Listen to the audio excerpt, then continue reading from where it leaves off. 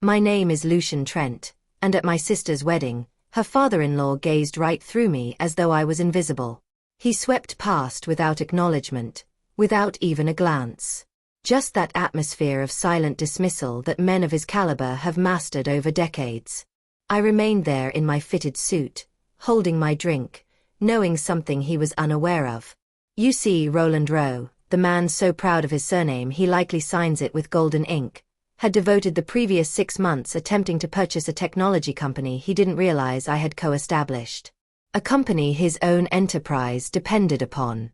A company I constructed from scratch while nurturing my sister from the ruins of our former existence. But Roland perceived only what he chose to see, a nameless, positionless nobody. He observed the exterior. That's what men of his type do. And honestly, I was comfortable with that, because in several minutes, after being summoned for an unplanned speech, I would present myself. And when I did, everything about how he regarded me would transform. His stance, his facial expression, his hold on the wineglass.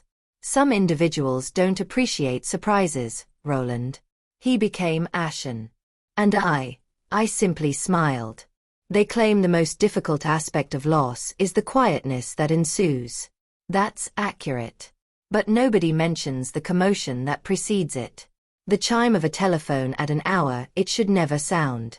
The buzzing in your ears when someone speaks the words you promised yourself you'd never hear. For me, it was the voice of my college counselor saying, "Lucian, there's been an incident. Your father is gone." Just like that. One instant he was organizing a trip to visit me and my younger sister Isolde. The next, I was traveling back to a hometown that already seemed alien without his presence. I was 22 and drained from examinations. Isolde was 17, 1 week before her high school commencement. We had no mother present. She departed years earlier to recreate herself with a different family. So it was merely us. 2 orphans, 1 vehicle, and a future that had just collapsed overnight. The funeral passed in a haze. What followed was harsh reality. Debt. Enormous debt. My father had been working independently, and somewhere during that time, things must have deteriorated. Loans. Overdue payments. Business liens. He must have been attempting to shield us from it, protecting us until the very end. But once the death notice was published, the creditors arrived aggressively. They seized everything. The residence, the automobile, his workshop. All we possessed was the small bag of clothing I'd packed for spring vacation. My scholarship handled tuition, but rent, food, Isolde's education, we were alone. That evening, after the final relative departed and the door clicked shut, I recall sitting on the floor with Isolde. She was weeping, knees drawn under her sweatshirt, and I realized nobody else was coming. I was the sole adult remaining in her world. So I made a choice. I would complete school, secure employment, any employment, and keep us afloat. I accepted work at the campus cafeteria, picked up evening shifts as a delivery person, and slept perhaps 4 hours nightly. There were days when I attended class still perspiring from carrying boxes up 4 flights of stairs. But every dollar I earned extended across 2 mouths, 2 existences. I lost my girlfriend somewhere during that period. She was compassionate, but she required more than voicemail excuses and forgotten romantic evenings. I released her, not because I was indifferent, but because I lacked enough of myself remaining to offer. People discuss building character as if it's some refined process. Mine was shaped in overdraft charges and bus connections. It was constructed when I looked at my little sister and understood she still merited a future, even if I had to sacrifice mine to illuminate the way. After graduation, I didn't celebrate. There was no cap toss, no party photographs, just a quiet exhale and an employment offer at a medium-sized firm handling back-end operations. It wasn't prestigious, but it provided income, and that was sufficient. I relocated us into a modest single-bedroom apartment. Isolde occupied the bedroom. I occupied the sofa. She began community college while I managed spreadsheets and client communications. Every evening I prepared our dinner, even if dinner was merely rice and eggs. And on weekends, I recuperated sleep and recovered from exhausting shifts. But even within that routine, I maintained one eye on the future. I registered for online courses, marketing, automation systems, SaaS platforms, anything that could enhance my abilities. I didn't know what opportunity would arise, but I vowed I'd be prepared when it appeared. It arrived one rainy Thursday evening. I received a message from Felix Marin, a former classmate who recalled my business acumen. He and another friend were developing a technology tool for automating back-end systems. He required someone who could manage operations and present to early clients. I was uncertain. It sounded unstable, but it also sounded vibrant, and I hadn't felt vibrant in years. So I agreed. My existence divided in two. From 8 to 5, I wore dress pants and reported to middle management. From 7 p.m. to 2 a.m., I lived in code repositories, flowcharts, and pitch presentations with Felix. We constructed everything from coffee establishments and borrowed server capacity. Some nights I collapsed with my laptop still illuminated on my chest. Money was scarce. Disputes occurred. One of our co-founders departed after a harsh 6-month drought. Felix and I persisted, barely. Then came the breakthrough. A corporate client tested our tool and reduced their processing time by 40%. They informed 3 others. Suddenly we had demonstrations scheduled, inboxes overwhelmed, and feedback cycles we barely had time to handle. A review in a major technology publication gave us our first genuine wave of incoming interest. But even then, I didn't abandon my day job. I'd learned too early how fragile stability could be. I saved every spare cent. I managed customer service tickets, billing, and system errors between lunch breaks and late nights. Felix became the public representative. He worked, smiled at cameras, delivered TED Talks. I was the person behind the scenes. And I preferred it that way because while others pursued titles and LinkedIn recognition, I pursued something else: tranquility. A life where Isolde didn't need to calculate every dollar at the grocery store. A life where her future wasn't determined by what we lost. She gained admission to a state university on merit.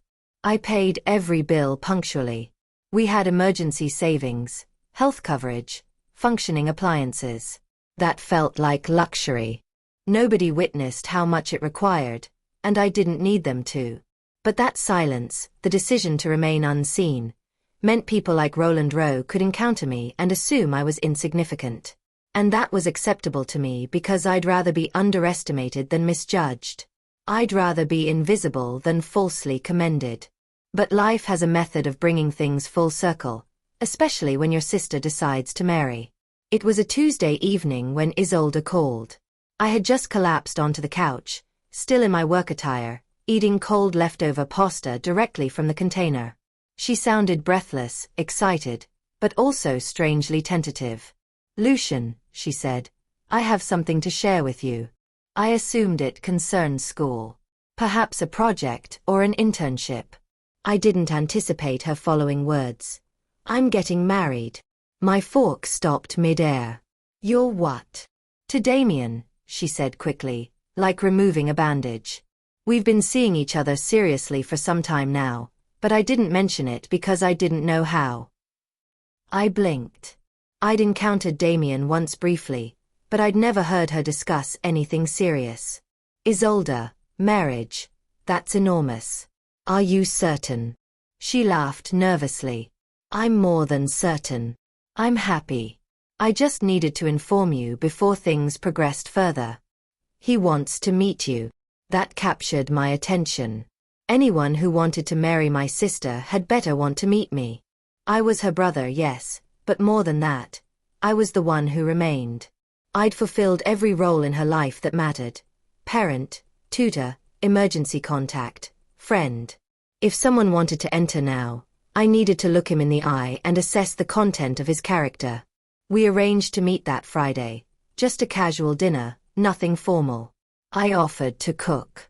I still remember opening the door and seeing Damien standing there, flowers in one hand, a bottle of wine in the other, and a smile that tried slightly too hard. Something about him seemed familiar. We exchanged courtesies, sat down, and conversed. He was polite, articulate, clearly cherished my sister. But there was something in his surname that nagged at me. Rowe, I said aloud, rolling it over in my mind like a coin. Any relation to Roland Rowe? He paused for a fraction of a second too long. He's my father. That's when it clicked. Roland Rowe was one of our largest enterprise clients.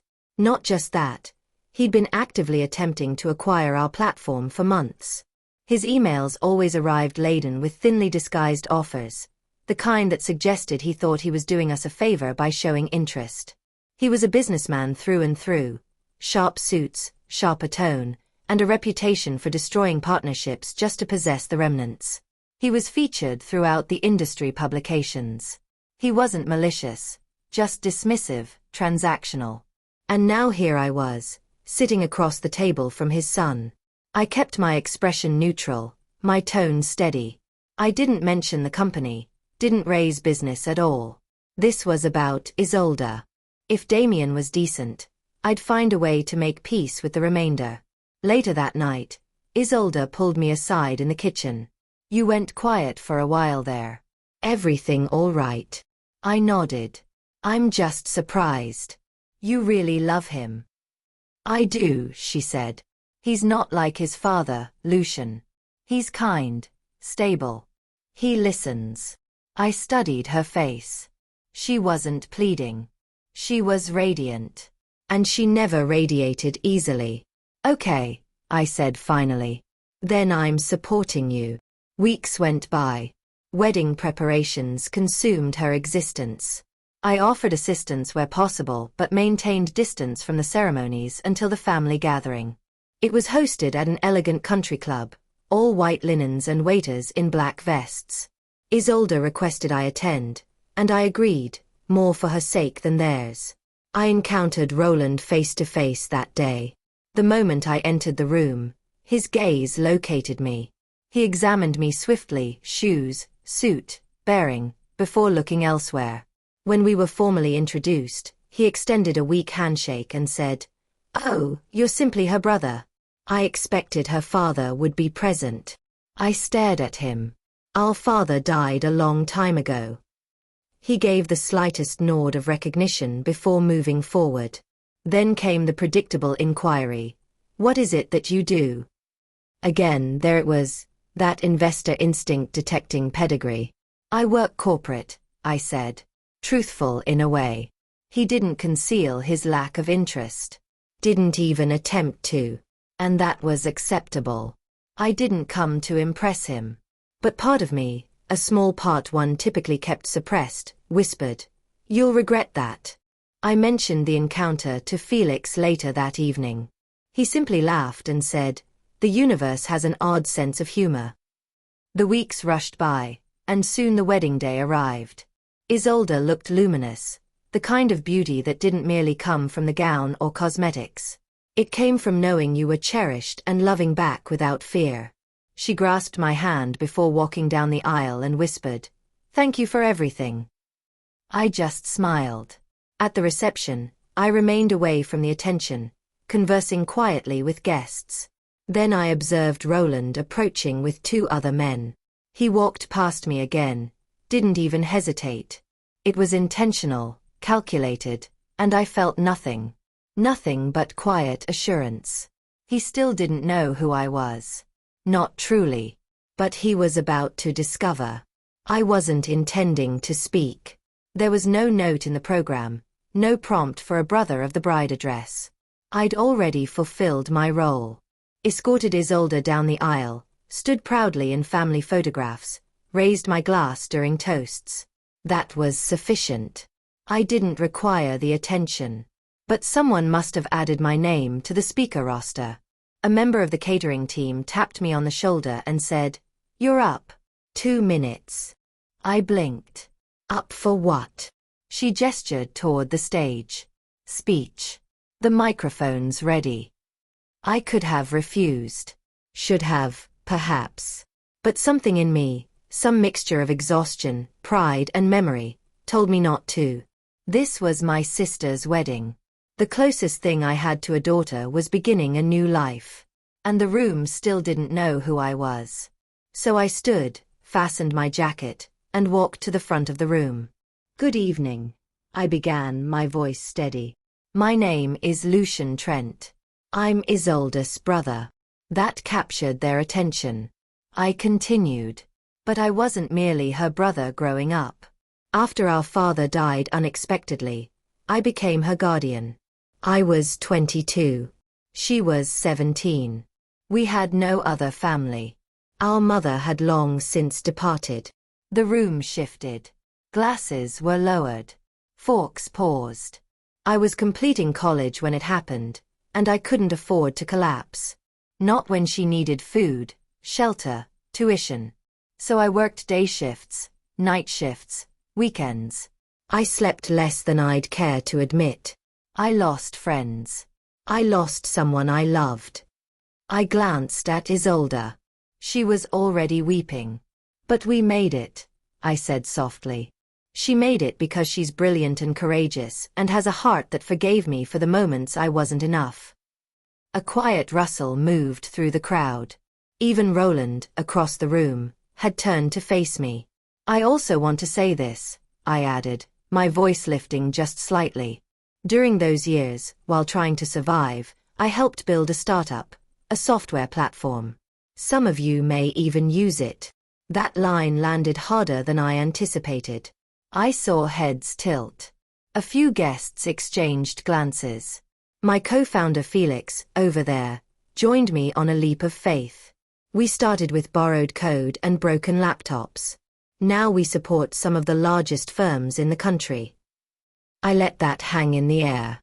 And while I didn't come here to discuss business, I share it because it's part of the story. The same story that led me to this room, this day, this moment. I turned toward Isolde and Damien. "I'm proud of you both. You found something rare: trust, partnership, joy. And I'm honored to stand here and say, you're ready." With that, I stepped away from the microphone, nodded at the applauding room, and made my way back to my table. But I didn't get far. Roland Rowe intercepted me like a shadow emerging from the wall. He extended his hand, smile tense. "Lucian, wasn't it?" That was quite a speech. I shook his hand, firm but not eager. "Thank you. You're the co-founder of?" I nodded. "Yes. That company you've been trying to acquire." His smile faltered just a fraction. "I had no idea," he admitted. "Why didn't you say anything when we met?" I held his gaze. "Because I wanted you to see who I was when you thought I was nobody." He didn't reply. Didn't need to. I gave him a polite smile. "Enjoy the evening, Mr. Rowe." Then I walked past him, back to Felix, who raised an eyebrow but said nothing. We clinked glasses. The tension dissolved. The rest of the night, smooth, joyful. Isolde danced like a woman free of old shadows. Damien was gracious. Roland stayed civil. But something in his eyes had changed. Less arrogance, more calculation. That was fine, because I hadn't said anything false, and I hadn't said everything either. We never sold the company to Roland Rowe. Not out of spite. Not even because of how he treated me. Truth is, the offers were impressive on paper. But I've learned to look beyond numbers. His interest wasn't built on mutual respect. It was built on the assumption that everything and everyone has a price. And I don't do business with men who only learn your worth after they read your resume. So Felix and I stayed independent. We scaled with purpose. We didn't need a buyout. We needed space to grow on our terms. Ironically, Rowe Industries still licenses our platform. His employees file support tickets through the same portal as everyone else. We respond quickly, professionally, always polite, never personal, strictly business. Damien never brought it up. He respects boundaries, and more importantly, he respects Isolde. Over time, we've built something close to trust. I don't hold his last name against him. He's not his father. He never was. Isolde is thriving. She has peace in her life now. Real peace. She teaches, gardens, volunteers on weekends. And she smiles in a way she didn't when we were younger, when everything felt like it might collapse any second. That smile is what I fought for. That's the return on my investment. Sometimes people still assume I'm just the guy in the background, quiet, unremarkable. And I let them think that, because I know the truth. The ones who dismiss you when you're silent are the same ones who will scramble to respect you once someone announces your title.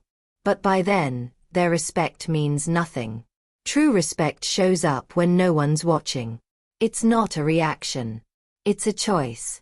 Roland's biggest mistake wasn't underestimating me. It was assuming that being unseen meant being unimportant. But I've never needed the spotlight. All I needed was to know that my sister would be okay. And now she is. That's more than enough for me. If there's one thing this whole journey has taught me, it's this.